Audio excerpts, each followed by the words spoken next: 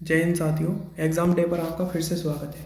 तो आज आपके लिए लेकर आया हूँ यूपी पुलिस री एग्ज़ाम के लिए एक प्रैक्टिस सेट, जो कि आपकी खाकी सीरीज चल रही है नवीन सर की। उसका ही एक जो है अपडेटेड वर्जन है, जिसका आप फास्ट रिवीजन कर सकते हो। तो आइए हमारे साथ जुड़े रहिएगा और कमेंट करके बताइएगा आपके लिए ये सीरीज कैसी है। बिना देरी करे शुरू करते हैं। उससे पहले आपने हमारे चैनल को अभी तक सब्सक्राइब नहीं किया हो तो चैनल को सब्सक्राइब कर लें, जिससे कि अगली इस प्रकार की जो इम्पोर्टेंट वीडियो हैं खाकी सीरीज की, वो आप पर समय से पहुंच जाए। ये सिर्फ 5 से 10 मिनट की वीडियो होगी और उसमें पूरा खाकी सीरीज का प्रैक्टिस सेट जो आपकी क्लास नंबर 1 है उसका रिविजन हो जाएगा। तो इसमें पहला क्वेश्चन है आपका, यानी कि नोट्स पॉइंट्स के रूप में मैंने इसको बनाया है। सिंधु घाटी सभ्यता का पोर्ट टाउन यानी कि बंदरगाह कौन सा था? लोथल। फिर उसके बाद में आपसे पूछ लिया जाता है कालीबंगन स्थान कहाँ है? तो ये आपका राजस्थान में है। रोपड़ आपका पंजाब में है। मोहनजोदड़ो आपका पाकिस्तान में है। मैं केवल फास्ट ट्रैक यानी कि एक रैपिड रिवीजन के थ्रू मैं आपको नोट पॉइंट बनाकर इसके लिए लाया हूँ, और इसको आप 2 से 4 बार देखेंगे तो खुद याद हो जाएगा। लिखने की भी जरूरत नहीं है, बस बैठकर 2 से 3 बार इसको देख लेना है, आपका एक रिवीजन हो जाएगा। तो सिंधु घाटी की जो पूजा होती थी वो पशुपतिनाथ की होती थी और मातृ देवी की होती थी। और काल यानी कि इसका समय सीमा कब तक है? 2500 बीसी से 1750 बीसी तक। मुख्य फसलें क्या थी इसकी सिंधु घाटी सभ्यता की? जौ और गेहूँ। धातु थी कांस्य युगीन ये सभ्यता, इसको सिंधु घाटी सभ्यता को कांस्य युगीन सभ्यता भी कहते थे। सभ्यता कैसी थी? नगरीय सभ्यता। इसके बाद आती है खोज। 1921 में दयाराम साहनी ने जो है हड़प्पा की खोज की थी। 1922 में यानी कि 1921 में तो हड़प्पा की थी और 1922 में मोहनजोदड़ो की राखलदास बनर्जी ने की थी। और मोहनजोदड़ो में जो आपको याद रखना है वो बृहद स्नानागार ग्रेट बाथ यहाँ पाया जाता था। और कांस्य योगीन यानी कि कांस्य नृत्य की यानी कि ये कांस्य की नृत्य करती हुई लड़की की जो प्रतिमा है वो भी यहाँ आपको देखने को मिलेगी मोहनजोदड़ो में। वो किस विधि पर बनी हुई थी? लुप्त मोम विधि पर। इसके बाद आती हैं ये नदियाँ, इनका प्राचीन नाम पूछ लिया जाता है। सरस्वती को घग्गर नदी, परूषणी को रावी नदी और शत्रुधि को सतलज नदी अब कहते हैं। और बिपाशा नदी को अब ब्यास नदी कहते हैं। सदानीरा को गंडक नदी कहते हैं। बितिस्ता को झेलम नदी, गोमल को गोमती नदी और अस्कनी को चेनाब नदी। गोमती नदी के किनारे कौन सा शहर यूपी के बसे हुए हैं? दो, उनको बताएंगे आप। और एक आपकी जो है मोस्ट इम्पोर्टेंट शहर है उसको बताएंगे कि गोमती नदी के किनारे कौन सा वो शहर है जो उत्तर प्रदेश के लिए सबसे मुख्य है। उसके बाद है गायत्री मंत्र का उल्लेख आपको ऋग्वेद में मिलता है। ऋग्वेद में आपके 10 मंडल हैं और लिपि इसकी ब्राह्मी लिपि है। ऋग्वेद के जो यानी कि गायत्री मंत्र है उसके रचयिता कौन है? विश्वामित्र। इसके तीसरे मंडल में सूर्य देवता को समर्पित किया गया है। इसमें ही आपका जो है गायत्री मंत्र का उल्लेख मिलता है। 7वें मंडल में 10 राजयुग का वर्णन है। 9वें युद्ध में जो नवा इनका मंडल है उसमें है आपका सोम देवता को यह समर्पित है। ठीक है। 2 से 7 जो आपके इसमें मंडल हैं ये आपके वंश मंडल कहे जाते हैं। इसके बाद है कुल वेद कितने हैं आपके? 4। ऋग्वेद, सामवेद, यजुर्वेद, अथर्ववेद। ऋग्वेद आपका सबसे प्राचीन वेद है। और वेद त्रयी में कौन से 3 वेद शामिल हैं आप कमेंट करके बताएंगे। ये भी एक मोस्ट इंपॉर्टेंट क्वेश्चन है। ठीक है, वेद त्रयी में कौन से 3 वेद हैं जो वेद त्रयी में शामिल हैं। और नेक्स्ट क्लास में मैं इसका आंसर भी दूंगा जितने भी क्वेश्चन आपसे मैं पूछ रहा हूँ। तो आप एक भी क्लास मिस मत करना, यह आपके लिए बहुत ही इंपॉर्टेंट क्लास होने वाली है। वेदांग कितने होते हैं? 6। शिक्षा, कल्प, ज्योतिष, व्याकरण, निरुक्त और छंद। इसके बाद है पुराण। पुराण कितने होते हैं हमारे? 18 पुराण होते हैं। उपनिषद हमारे जो होते हैं 108 होते हैं। आपसे वो पूछ लिया जाता है नाचिकेता आख्यान किस उपनिषद में मिला है? तो कौपनिषद में ये मिला है। इसके बाद है आपका ओम शब्द का उदाहरण, यानी कि ओम शब्द का जो सबसे पहले वर्णन है वो बृहदारण्यक उपनिषद में है। ये सबसे बड़ा उपनिषद भी कहा जाता है। सबसे छोटा है जो है मांडव्य ज्योतिष उपनिषद, ये सबसे छोटा है। इसके बाद है सत्यमेव जयते का उल्लेख जो है किस उपनिषद में है? तो ये कहाँ से लिया गया है आपका? मुंडकोप उपनिषद में से। ये आपसे बहुत बार क्वेश्चन भी पूछा गया है। कौन सा वेद गद और पद दोनों में है? तो यजुर्वेद आपका गद और पद दोनों में है। ये फिर आपसे एक क्वेश्चन पूछ लिए जाते हैं। शतपथ ब्राह्मण ग्रंथ यजुर्वेद में है, गोपद आपका अथर्ववेद में है, ऐतरेय ब्राह्मण ये आपका ऋग्वेद में है, और पंचविश आपका सामवेद से संबंधित है। इसके बाद आ जाता है महात्मा बुद्ध। महात्मा बुद्ध जो है ज्ञान प्राप्ति इनको गया में हुई थी, निर्वाण इनका कुशीनगर में हुआ था, यानी कि जो मृत्यु को प्राप्त हुए थे कुशीनगर में, और जन्म इनका लुम्बिनी नामक ग्राम में हुआ था, और प्रथम उपदेश इन्होंने सारनाथ में दिया था। और सबसे ज़्यादा जो इन्होंने उपदेश दिए थे किस शहर में दिए थे? ये भी एक मोस्ट इम्पोर्टेंट क्वेश्चन है, आपसे बहुत बार पूछ लिया जाता है। इसका जवाब भी मैं कल को दूंगा।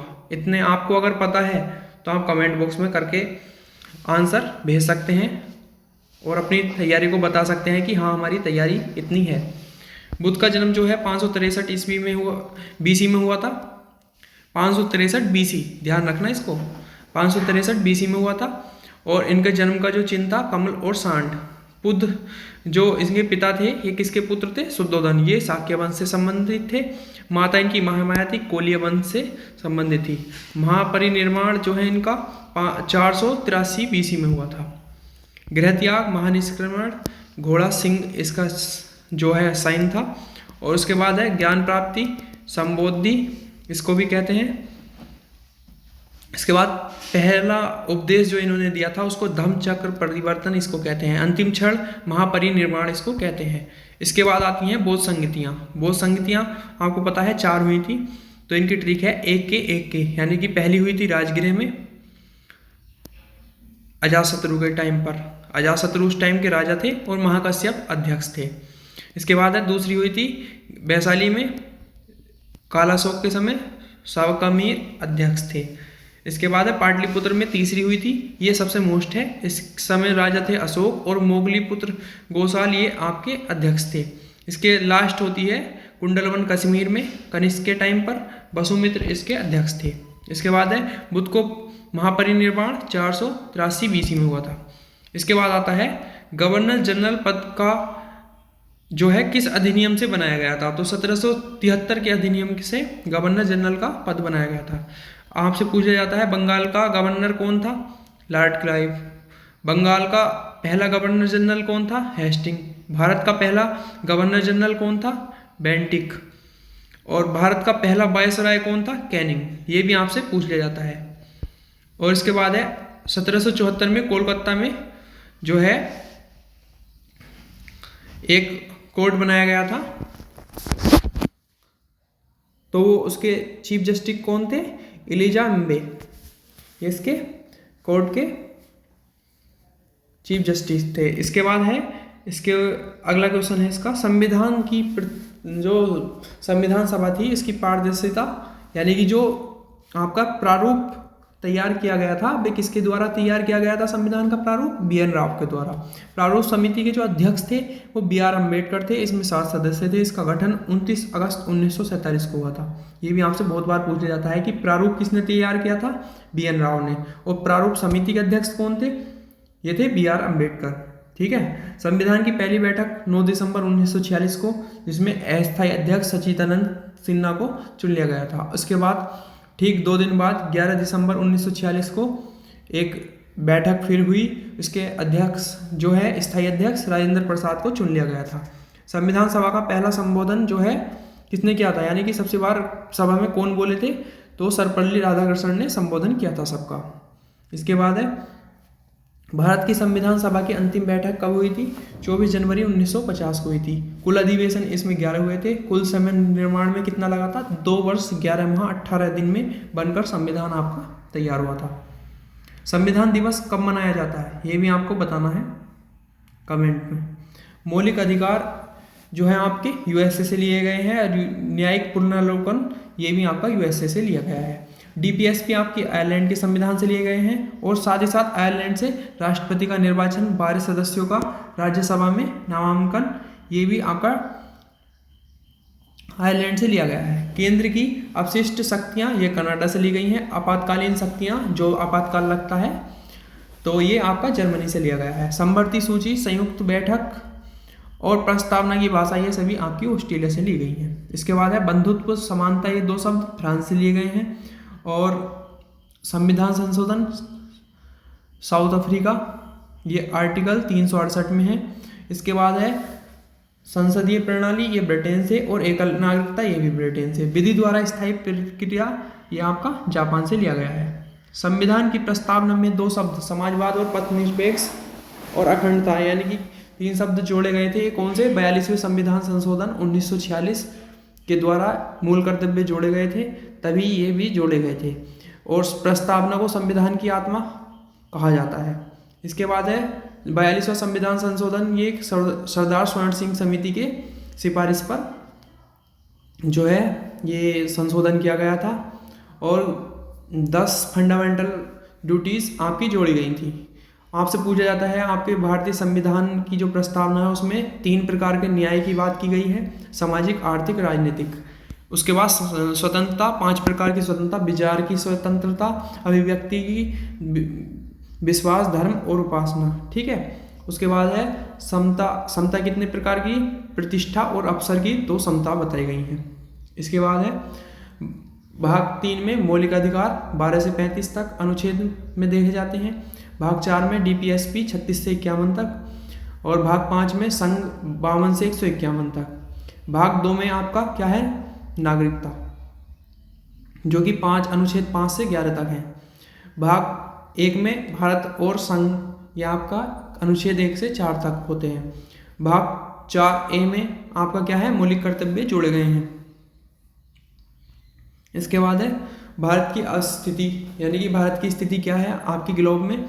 तो अक्षांशीय स्थिति है 8 डिग्री 4 मिनट उत्तरी अक्षांश से 37 डिग्री 6 मिनट उत्तरी अक्षांश तक, और देशांतरीय है जो है 68 डिग्री 7 मिनट से लेकर 97 डिग्री 25 मिनट पूर्वी देशांतर तक। नॉर्थ से साउथ जो है आपका, उत्तर से दक्षिण की जो दूरी है भारत की वो है 3214 किलोमीटर, और पूरब से पश्चिम तक जो आपकी दूरी है धरातलीय दूरी, ये आपकी 2933 किलोमीटर है। एरिया 32,87,263 किलोमीटर जो है भारत का एरिया है। विश्व में भारत का 7वां स्थान है क्षेत्रफल की दृष्टि से। 2.42 भाग जो है आपका ये घेरता है पूरे विश्व का। इसके बाद अरब सागर से कितनी सीमा लगाते हैं राज्य? तो अरब सागर से 5 लगाते हैं, बंगाल की खाड़ी से आपके 4 लगाते हैं। इसको ध्यान रखेंगे आप। भारत का प्रादेशिक जल क्षेत्र तट से 12 नॉटिकल मील तक जो है प्रादेशिक जल क्षेत्र जो है मापा जाता है।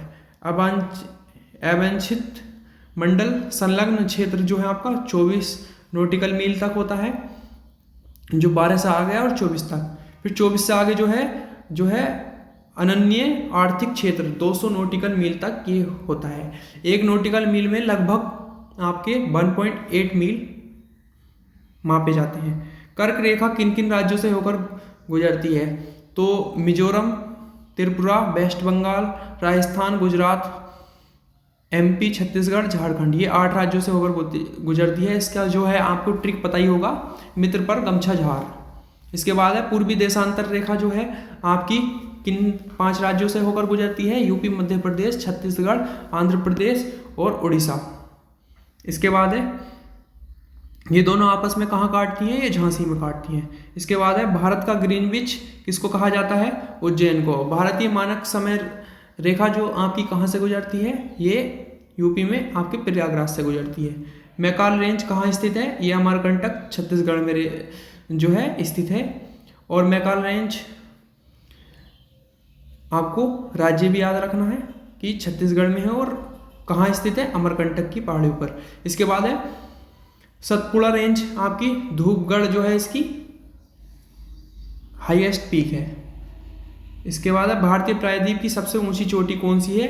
अनाईमुड़ी 2695 मीटर इसकी ऊंचाई है। और सेकंड जो है डोडा बेटा, ये आपकी 2637 मीटर इसकी ऊंचाई है।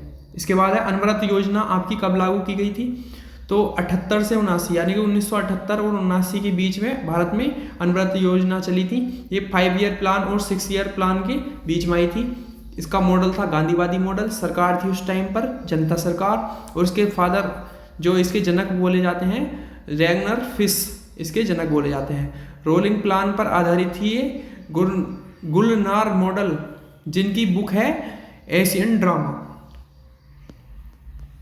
ठीक है। 5 ईयर प्लान जो है आपके फर्स्ट जो है उस पर हेरोडोमर मॉडल पर आधारित था। Second 5 year plan PC Mahalanobis उस पर आधारित था। थर्ड जो था एस चक्रवर्ती मॉडल पर था। फोर्थ जो था आपका अशोक रुद्र मॉडल पर आधारित था। ये आपके 5 ईयर प्लान की जो है समय सीमा है। पहला 1951 से 56, 1956 से 61 दूसरा, 61 से 66 आपका तीसरा, फिर इसमें गैप रहा था। उसके बाद है 69 से 74, 74 से 78 फिर गैप था इसमें, फिर 80 से 85, 85 से 90। इस प्रकार से 2012 से 15 तक 12 5 ईयर प्लान आपके लागू हो गए थे। 2015 में नीति आयोग बना दिया गया। इसके पहले अध्यक्ष जो आपके पीएम नरेंद्र मोदी थे, और पहले इसके उपाध्यक्ष अनबत जो है अरविंद पनगड़िया जी, जो 16वें वित्त आयोग के अध्यक्ष भी बने हैं। इसको आप मोस्ट इंपोर्टेंट लगा लेंगे। वर्तमान उपाध्यक्ष कौन है? सुमन के बेरी। और सीईओ कौन है? BBR सुब्रमण्यम। इसके बाद है जो आपके दुर्गापुर भिलाई मिल और राउरकेला स्टील प्लांट, ये सब लगे थे, ये सेकंड 5 ईयर प्लान में लगे थे। दुर्गापुर वेस्ट बंगाल में ब्रिटेन की सहायता से, भिलाई मिल जो भिलाई संयंत्र था ये आपका छत्तीसगढ़ में रूस की सहायता से, उड़ीसा में जर्मनी की सहायता से, राउरकेला। उसके बाद है बोकारो स्टील प्लांट, ये झारखंड में आपका 1964 में रूस की सहायता से थर्ड 5 ईयर प्लान के तहत लगा था। इसके बाद है प्रथम पंचवर्षीय योजना का सफल और मुख्य कारण क्या था? जो मानसून है उस टाइम बहुत अनुकूल रहा था, फसल भी अच्छी हुई थी। और 1 अप्रैल 1951 से 31 मार्च 1956 तक ठीक 5 साल ये आपकी प्रथम पंचवर्षीय योजना चली थी। इसका लक्ष्य रखा था 2.1% और प्राप्त किया था 3.6%। योजना आयोग का अंत किस पीएम प्राइम मिनिस्टर ने किया था? तो योजना आयोग का जो है पीएम मोदी ने इसको समाप्त करके, और गठन इसका 15 मार्च 1950 को नेहरू जी ने किया था। योजना आयोग की जगह नीति आयोग प्रधानमंत्री नरेंद्र मोदी जी ने शुरू किया था। भारत की राष्ट्रीय आय में किन क्षेत्रों का योगदान सर्वाधिक होता है? सेवा क्षेत्रों का, जैसे हॉस्पिटल हुए, बैंकिंग हुई, इन सब का राष्ट्रीय आय में योगदान सर्वाधिक रहता है। उच्च वेग जो है मेघ से नापते हैं उसको, तरंग दैर्ध्य को एंगस्ट्रॉम से, दाब को पास्कल से, ऊर्जा को जूल से। अब ये आपके वो आ गए। एनीमोमीटर से वायुवेग, कैलोरीमीटर से ऊष्मा की मात्रा, लक्ष्य मीटर को प्रकाश की तीव्रता से नापते हैं, अल्टीमीटर से विमान की ऊंचाई मापते हैं, अमीटर से विद्युत धारा, एरोमीटर से वायु और गैस का घनत्व नापते हैं, बैरोमीटर से वायु दाब, फेदोमीटर से समुद्र की गहराई, हाइड्रोमीटर से द्रव घनत्व, हाइग्रोमीटर से आर्द्रता मापन किया जाता है, पायरोमीटर से उच्च तापमान वाली वस्तुएं का तापमान नापा जाता है। इसके बाद है पीएच में पी का पूर्ण रूप क्या है? पैटर्न जिसको कहा जाता है। पीएच स्केल जो बनाया था सोलेंसन ने बनाया था। 0 से अधिक और 7 से कम अम्लीय होते हैं, 7 पर उदासीन होते हैं, और 7 से अधिक और 14 से कम ये सभी क्षार्य होते हैं।